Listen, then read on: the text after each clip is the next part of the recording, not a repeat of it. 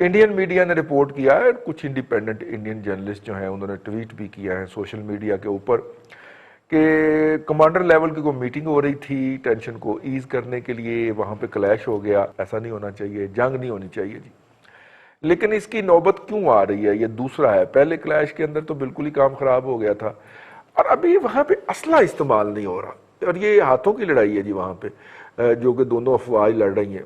अब जो है इंडिया की तरफ से ये भी इल्ज़ाम लगाया गया कि लाइन ऑफ एक्चुअल कंट्रोल जो है, हमारे यहाँ लाइन ऑफ कंट्रोल होती है, वहाँ पे लाइन ऑफ एक्चुअल कंट्रोल होती है। हमारे साथ जो भारत की है उसके मुकाबले में बात कर रहा हूँ, तो उसकी खिलाफ वर्जी की है जी चाइनीज़ ने। रिजवान साहब देखें, ये जो आप फेंटी की बात करते हैं ना तो बड़ा मज़ेदार लगता है, और ये यहाँ पे बैठ के वहां पे पता चलता पहली तो ये चीज़ है, ये जो लेटेस्ट इंसिडेंस हुआ है जो 29-30 अगस्त की जो रात को हुआ है, आप ये देखें, एक तो ये इंडियन मीडिया ने बड़ी हाइप क्रिएट करके इसको पेश किया है। अभी तक इसकी जो चाइनाज ने जो बताया है वो भी इंडिया मीडिया ही को कोट करके बताया, कोई ऑफिशियल स्टेटमेंट चाइना की नहीं आई।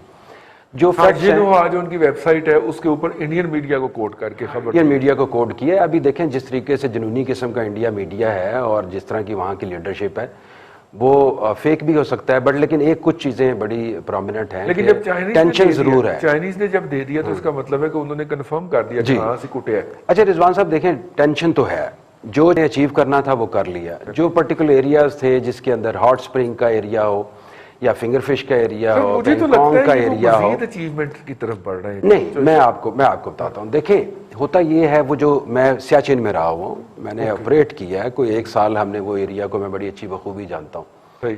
होता ये है, जो इस टाइप के जो ग्लेशियर्स टाइप के एरियाज होते हैं, जो वहाँ पे जब कोई भी कैप्चर कर लेता है तो वो वकेट कराना बड़ा मुश्किल हो जाता है। तो एग्जैक्टली मैं एक एग्जांपल ऐसे देता हूँ, जिस तरीके से हिंदुस्तान ने हमारे साथ सियाचिन में किया था, फिर दोबारा हमें वो पोजीशंस लेनी बड़ी मुश्किल पड़ गई थी। हिंदुस्तान के पास क्या ऑप्शंस हैं? इंडिया की पूरी कोशिश है किसी ना किसी तरीके से इसको पूरा निगोशिएट जो वो कर रहे थे डिप्लोमेटिक लेवल के ऊपर, मिलिट्री लेवल के ऊपर, जो वो ऑलमोस्ट नाकाम हो गए हैं। वो जो चाह रहे हैं कि जो स्टेटस को है उसको बरकरार रखा जाए, जिस पे चाइना उस चीज़ पे रेडी नहीं है। लेकिन इंडिया के पास जो ऑप्शन है वो ये है कि इंडिया क्या करे।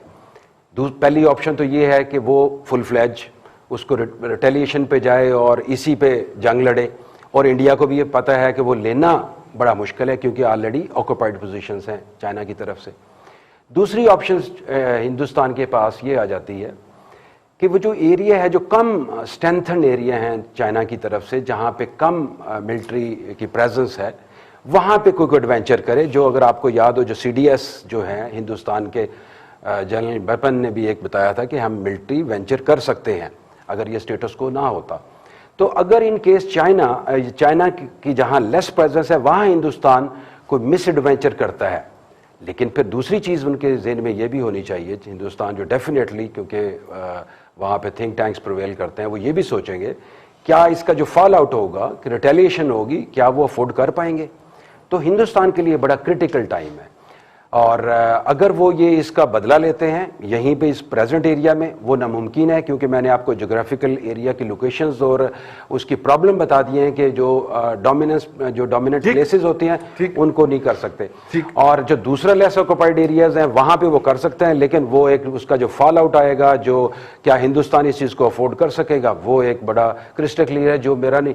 अच्छा होगा क्या, अभी देखें मेरे ख्याल के अंदर ये ऐसा ही चलता रहेगा, छोटी मोटी टेंशंस हैं टैक्टिकल लेवल के ऊपर, ये चीज चलती रह जाएगी, दोनों मुल्क अफोर्ड नहीं कर सकते। वैसे अपना आपकी बात बड़ी होती है, LOC पे भी इस तरह की रोजाना कोई ना कोई होती रहती है पाकिस्तान के साथ भी, लेकिन जिस तरह हाइप इंडियन मीडिया ने उसको दी है और जिस तरह हाबड़ दाबड़ डाली हुई है उन्होंने, ठीक है ना, तो इस हाबड़ दाबड़ के नतीजे के अंदर वो चीजें जो है ना वो खामखा इंटेंसिफाई हो जाती हैं, लोग जो है वो पैनिक का शिकार हो जाते हैं।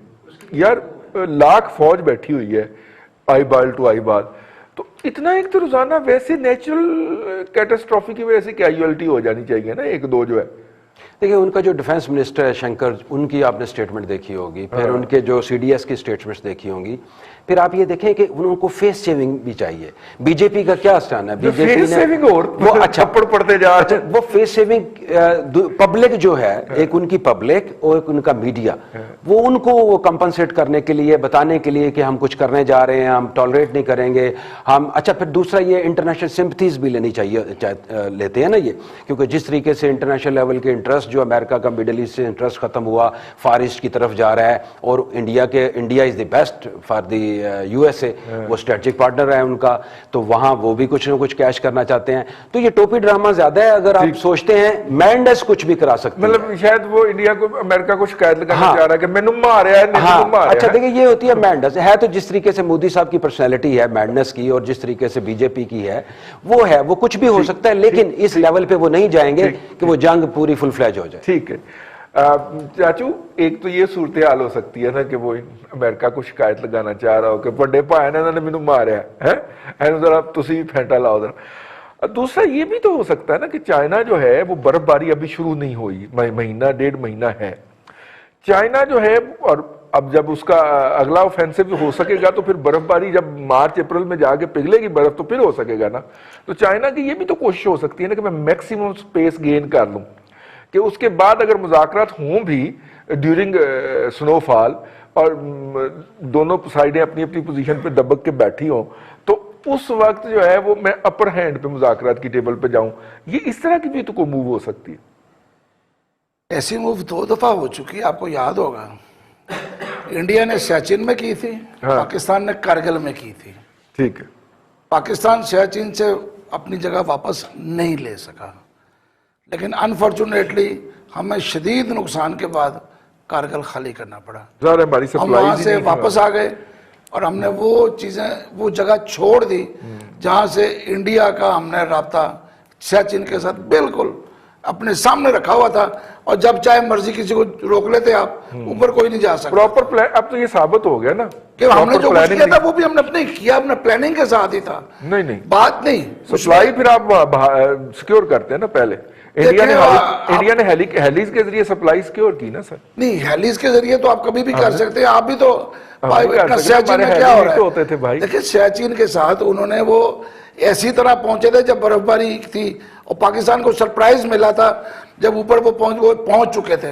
ہم تو نیچے رہ گئے. چاچو چند ایرونیٹیکل مائل کے اوپر سکردو موجود تھا. انڈین ایئر فورس جب وہاں پہ آ کے MiG 29 مار رہی تھی تو ہم کیوں نہیں اپنے F-16 مار سکے وہاں پہ؟ میرا خیال ہے کہ اگر آپ کو یاد ہو کہ جب کارگل ہوا ہے تو اس دن اگر آپ کو وہ تقریر یاد ہو شہباز شریف صاحب کی جو انہیں لاہور ریلوے اسٹیشن پہ فرمائی تھی، آپ اور ہم سارے کنٹینر کے اوپر بیٹھے ہوئے تھے، سامنے کنٹینر پہ شہباز صاحب تھے، اور انہوں نے نعرہ لگایا تھا اور ہم نے بھارت کا ایک طیارہ گرا دیا کارگل پہ.